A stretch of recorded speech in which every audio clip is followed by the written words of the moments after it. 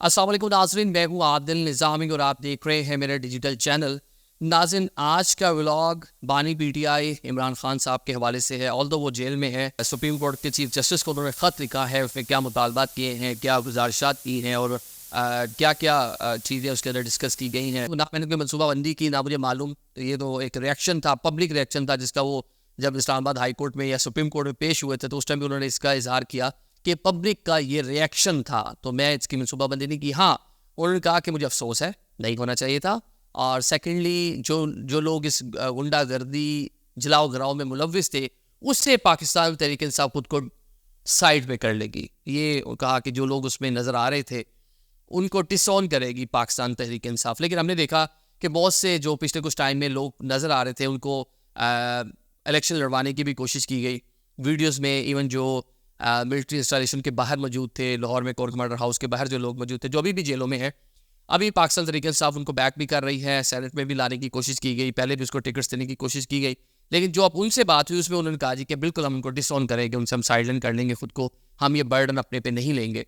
तो ये उनकी जानिब से फ़िलहाल कहा गया, क्योंकि खान साहब जेल में भी वो कहते थे जिस तरह के मैं और ख़तरनाक हो जाऊँगा। तो पिछले कुछ टाइम से नज़र आ रहा है कि जो उनकी पब्लिक सपोर्ट है और जिस तरह से उनकी फॉलोइंग है, जिस तरह हमने देखा कि भी बाई इलेक्शन में जलसाज हो रहे हैं मुल्क के डिफरेंट शहरों में, जिस तरह लोग निकले हैं, लोगों ने अपना गम और गुस्से का इजहार किया या खान साहब के साथ उनकी सपोर्ट का इजहार किया, तो नज़र आ रहा है कि still he is popular leader.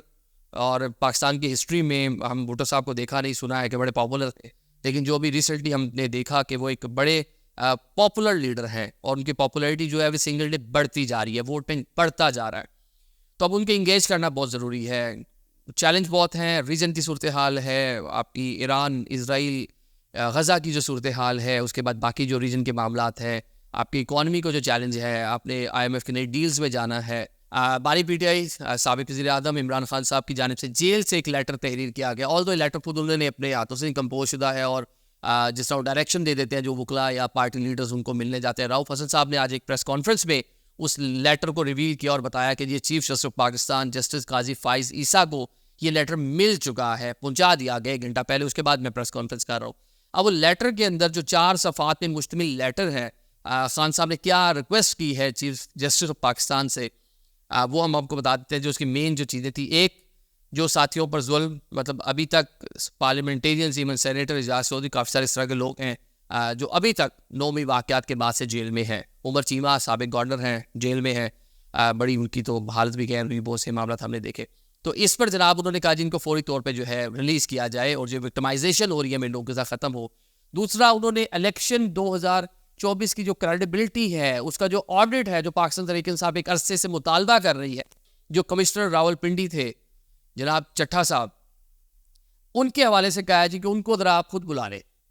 अभी बड़ी अहम बात है कि कमिश्नर रावलपिंडी जिस दिन उनको उस प्रेस कॉन्फ्रेंस के बाद जो उन्होंने की थी रावलपिंडी स्टेडियम में, उसके बाद से मंजर आम से गायब हैं। किसी किस्म का उनको किसी कोर्ट में नहीं पेश किया, उनके घर वालों से मुलाकात नहीं हो पाई। अब पता नहीं वो किधर है, उनके बारे में कुछ इतलात नहीं है कि वो कहाँ है, किसके पास है। अब इस पूरे मामले को तकरीबन 2 माह होने वाले हैं, लेकिन अभी तक नहीं पता कि मामला कहाँ तक हल हुआ नहीं हुआ। तो कमिश्नर रावलपिंडी का कहा कि चीफ जस्टिस को खुद बुलाए और जो उन्होंने रिगिंग के हवाले से बात की थी उसको देखें। साथ इमरान खान साहब ने जजेस के जो लेटर हैं जो लिखे इस्लामाबाद हाई कोर्ट के जजेस ने, उस पर तहफ़्फ़ुज़ात का इजहार किया, क्योंकि दर्जनों केसेस जो पाकिस्तान तहरीक इंसाफ की लीडरशिप है उसमें खान साहब खुद भी शामिल हैं। वो इस्लामाबाद हाई कोर्ट में, लोअर कोर्ट्स में ज़ेर समात हैं। हाई कोर्ट का जो जज है नीचे लोअर कोर्ट्स, उस एरिया की इन्फ्लुएंस भी होता है। तो इसका क्या है जी, इसको थोड़ा सा आप खुद प्रोब करें। और आप मुल्क के आला दिया कि जज हैं, बहावलपुर का जो वाक़या है उसको भी उन्होंने थोड़ा सा कहा है कि ज़रा देखें ये क्या हो रहा है।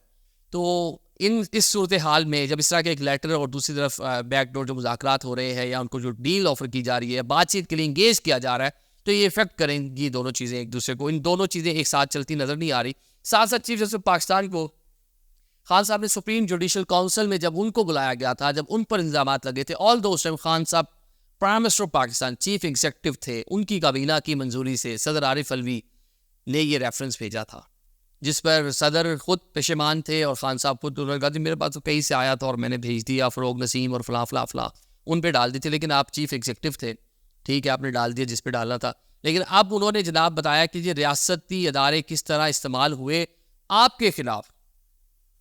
तो इसके आपको मालूम है कि किस तरह का प्रेशर होता है, किस तरह की चीज़ें होती हैं। लिहाजा दिस इज़ अ टाइम, आप मुल्क की आला तरीन अदलिया के जज हैं, अब आप इसको प्रॉप करें और इसको देखें। अब EMS इस बार कैसे चलता है, ये सवालिया निशान, क्योंकि 8 फरवरी को तो फ्लॉप हो गया, बंद हो गया, नहीं रन कर पाया, जिसका जवाब बताया गया कि इंटरनेट कनेक्टिविटी नहीं थी। ऑल्दो से पहले कहा जा रहा था कि वो तो इंटरनेट कनेक्टिविटी के बगैर भी रन करेगा, चलेगा, इफेक्टिव होगा। अब कल दोबारा इंटरनेट नहीं होगा।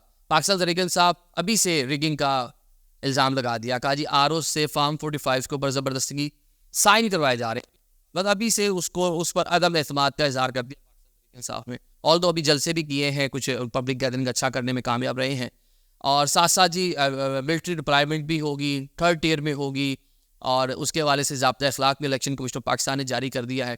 ऑल्दो 21 हल्के जो है, जिसमें जो है 2 नेशनल असम्बली के पंजाब के हल्के हैं, जिसमें कसूर लाहौर का हल्का है, 2 KPK के हैं, बाजोड़ में जहाँ रेहान ज़ेब के मर्डर के बाद इलेक्शन मुलतवी हुआ था, और डेरा इस्माइल खान जहाँ पे अली अमीन गड्ढापुर ने मौलाना को हराया, वहाँ पे भी इलेक्शन हो रहा है। और एक हल्का जो है उसमें सिंध का कंबर शहजाद कोट, जहाँ से बिलावल भुट्टो ने 196 से जो उन्होंने हल्का छोड़ा, 2 हल्कों से जीते। ये वो हल्के और बाकी सूबाई असम्बलियों के हल्के हैं, जिनमें पंजाब के 12 सबसे ज़्यादा पंजाब के हल्के हैं।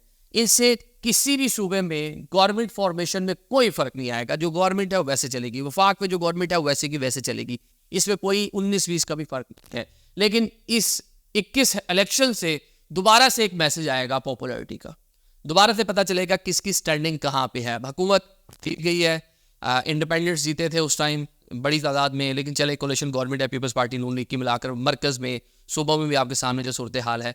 लेकिन ये 5 सीटें अगर पाकिस्तान तहरीक इंसाफ जीतती है तो ये एक सैम्पल होगा पाकिस्तान तहरीक इंसाफ के लिए कि देखें जी 5 और जो 16 प्रोविंशियल असम्बलीज की नशिस्तें हैं, वहाँ से अगर मामला इस तरह होता है, 5 में चले सिंध वाली सीट तो पाकिस्तान पीपल्स पार्टी जीत जाएगी, बस 4 जो हल्के हैं KPK दोनों मुझे लग रहा है कि बासानी पाकिस्तान तहरीक इंसाफ निकाल लेगी।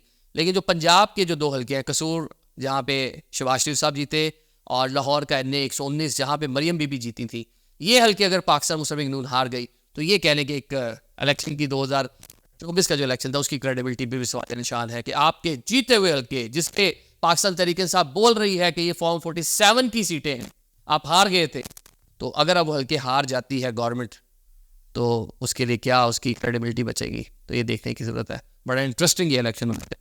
Thank you so much.